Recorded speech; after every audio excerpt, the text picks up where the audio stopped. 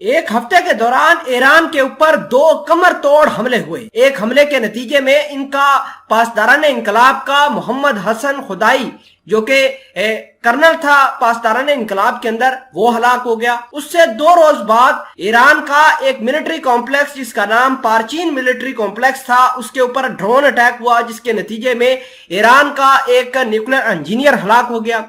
उसके बाद ईरान ने काफी हल्ला गुल्ला मचाना शुरू किया है मिडिल ईस्ट के अंदर अपनी ताकत दिखा के। और आपको यह भी बता दें कि इजराइल ने अपनी एयरफोर्स को अलर्ट कर दिया है। इसके अलावा जो तुर्की के अंदर इजरायली मौजूद है, इजराइल के मुताबिक ईरान तुर्की के ऊपर हमला करके हमारे इजरायली लोगों को कत्ल कर सकता है।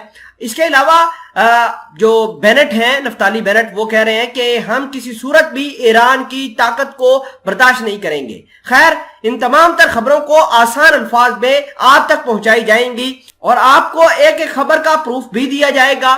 छोटी सी गुजारिश है कि आप हमारा चैनल हसना टीवी को सब्सक्राइब करके पास मौजूद घंटी के निशान को दबाएं ताकि लेटेस्ट न्यूज आप तक बर वक्त पहुंचती रहे। ये टाइम्स ऑफ इजराइल का आर्टिकल है जिसके अंदर लिखा है कि Israeli air defences boosted as Iran vows revenge for revolutionary guard officer.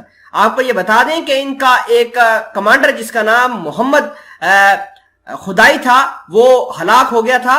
और हुसैन सलामी, जो कि मेजर जनरल हैं पासदारान इनकलाब में, वो विक्टिम के घर पर गए और उन्होंने कहा the martyr who are murdered by Zionist are of much higher status, God willing we will take revenge against the enemies. ये हुसैन सलामी ने इजराइल के खिलाफ बयान दिया था।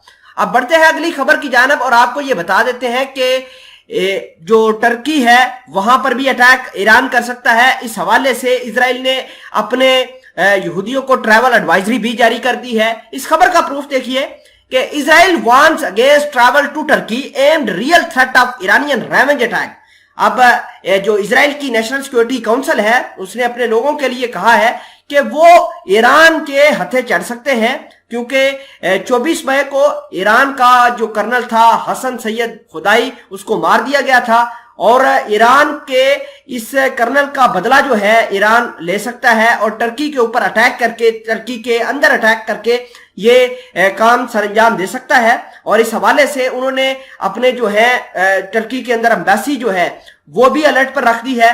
और टर्की के अंदर ही नहीं बल्कि दुनिया में जहां जहां पर इजराइल की एम्बेसीज हैं उनको रेड अलर्ट जारी कर दिया है। वहां पर सिक्योरिटी बढ़ा दी गई है, खुफिया कैमरे लगा दिए गए हैं, रोड्स जो उस एम्बेसी की तरफ जाते हैं उनको सील कर दिया गया है, स्पेशल सिक्योरिटी फोर्सेस तैनात कर दी गई हैं।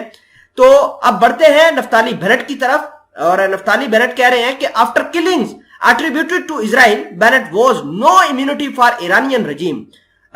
इन्होंने जब से ईरान के पासदारान इनकलाब को कत्ल किया है तब से नफ्ताली बेनेट का आज बयान सामने आया है और कह रहे हैं कि हमने बेशक ईरान के पासदारान इनकलाब के एक कमांडर को हलाक किया है, हम किसी तरीके से भी ईरान को बख्श नहीं सकते, ईरान को इम्यून नहीं कर सकते। जब भी मौका मिलेगा हम इनके ऊपर अटैक करेंगे। और आपको यह भी बता दें कि हो सकता है कि आइंदा आने वाले दिनों के अंदर ईरान की जो स्पेशल ठिकाने हैं उनके ऊपर अटैक्स हो सकता है। सीरिया के अंदर ईरान के जो ठिकाने हैं उनके ऊपर अटैक्स हो सकता है और हो सकता है कि हिजबुल्लाह वाले इजराइल की इस घरौनी हरकत से पहले ही इजराइल के ऊपर हमला कर दे। और इस हवाले से इजराइल ने अपनी फोर्सेस को ट्रेन करने के लिए साइप्रस भेज दिया है और जहां पर वो ट्रेनिंग हासिल कर रही है मुख्तलिफ सिक्योरिटी फोर्सेस के साथ मिलकर। इस हवाले से खबर का प्रूफ देखिए जिसके अंदर लिखा है कि IDF special forces head to Cyprus to train for fight against Hezbollah. नाजरीन ग्रामी, इजराइल ने अपनी जो सिक्योरिटी फोर्सेस हैं वो भेजी हैं तकरीबन एक हफ्ते के लिए और इस ड्रिल के नतीजे में साइप्रस की गवर्नमेंट और मुख्तलिफ जिनमें नेटो के मुमालिक भी शामिल हैं वो इजराइल की सिक्योरिटी फोर्सेस के साथ मिलकर एक्सरसाइज करेंगी और ईरान के डमी जो टारगेट्स हैं उनको वहां साइप्रस के अंदर बनाया गया है। उन डमी टारगेट्स को हिट करने की कोशिश की जा रही है इजराइल की जानब से। हिजबुल्लाह के लोगों के खिलाफ काम करने के लिए ये ट्रेनिंग लॉन्च की गई है। तो ये मामला निकलकर सामने आ रहे हैं।